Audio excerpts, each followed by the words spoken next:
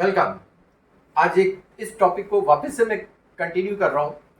आज थोड़ा सा आपको समझने के लिए ये जरूरी है। पता तो ये लगा कि goodwill is an intangible asset, ये बात मैंने तुम लोगों से शेयर की हुई है और इसको हम लोग वैल्यूएबल एसेट्स भी कहते हैं। इसको क्वांटिफाई करना बहुत मुश्किल है, तो इसके लिए हमारे पास दो मेथड्स थे। एक है प्रॉफिट, एवरेज प्रॉफिट मेथड्स, और एक है सुपर प्रॉफिट मेथड।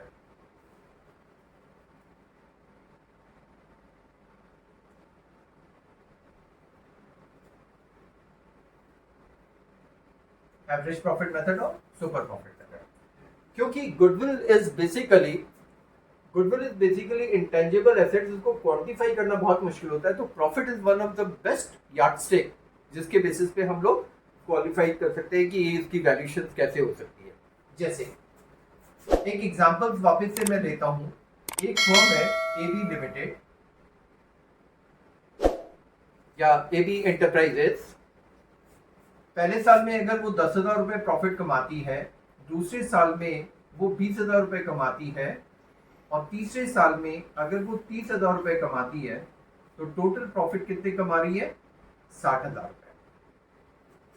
तो this is considered to be the total profit. इस टोटल प्रॉफिट में 60,000 में अगर हम इसका एवरेज प्रॉफिट निकालें, तो एवरेज प्रॉफिट का फॉर्मूला क्या होता है कि जो आपने टोटल प्रॉफिट ये लिया divided by number of years. आपने 3 साल का लिया हुआ है, तो 3 ईयर्स से यानी 3 से डिवाइड कर दो, तो 20,000 रुपए आपकी एवरेज प्रॉफिट। इस एवरेज प्रॉफिट जो है, अगर हम इसकी वैल्यूएशन करें कि गुडविल कैसे कैलकुलेट करें, तो हमारा फॉर्मूला क्या होता है? Goodwill is nothing, it is basically the average profit into number of years purchase. Number of years purchase जो है वो basically likely profit that is going to be earn in the coming future. ये question में given होगा, इसलिए need not have to worry about this. तो आपको क्या करना है कि जो आपके एवरेज प्रॉफिट है वो आपने ये लिख दिया यहाँ पे 20,000 रुपए, और अगर ये क्वेश्चन में 2 इयर्स दे रखा है, तो यानी 40,000 is basically the goodwill amount. तो प्रॉफिट जो है over a period of years अगर अपन कंसिडर कर रहे हैं, तो इसका मतलब ये क्या हो गया? एक तरह से इंट्रा फर्म कंपैरिजन। बहुत सिंपल वे में ये समझाने की कोशिश किया है। इंट्रा फर्म कंपैरिजन में हम पिछले सालों के प्रॉफिट को जोड़ करके एवरेज निकाल करके multiplied by number of years purchase. अब ये जो चीज है, ये क्योंकि क्वेश्चन में गिवन है, तो need not have to worry. Normally ये क्या होता है? 2 साल, 3 साल, 4 साल तक का ही होता है, इससे ज्यादा आगे नहीं होता। अब कई बार क्या होता है कि जब हम किसी से कंपेयर करते हैं, तो that becomes a super profit. Super profit भी क्या होता है? जैसे एबी लिमिटेड है, इसी तरह से एक और है CD limited. You can say AB limited की जगह एबी एंटरप्राइजेस बोल सकते हैं, सीडी एंटरप्राइजेस भी बोल सकते हैं, यानी वो फर्म होगी और ये कंपनी होगी। अब इसमें क्या हुआ कि हम लोगों ने इसका एवरेज प्रॉफिट निकाला था। वो कितना निकाला था?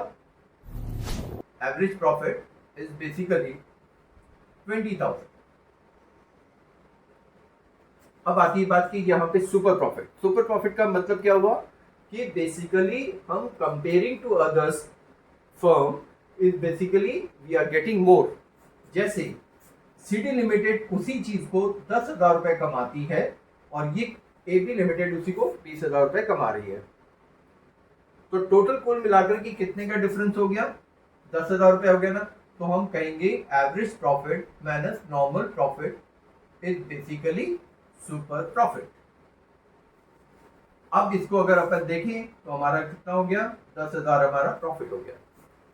जो 10,000 रुपए प्रॉफिट हो गया, तो अगर हम इसकी गुडविल की वैल्यूएशन करें, तो हमारा क्या हो गया? Super profit into number of years purchase.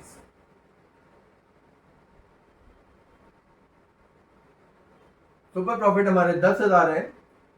मान लो इस बार नंबर ऑफ इयर्स हम लोगों ने 3 साल माना, तो इसका मतलब कि हमने 30,000 रुपए इसकी गुडविल होगी। अब यहां पे आती है कि बेसिकली ये नॉर्मल प्रॉफिट है। ये नॉर्मल प्रॉफिट कैसे निकले? ये तो मैंने एक फिगर ले ली बट इसको निकालने का क्या तरीका होता है, नॉर्मल प्रॉफिट का फॉर्मूला होता है R/100 इंटू कैपिटल इन्वेस्टमेंट।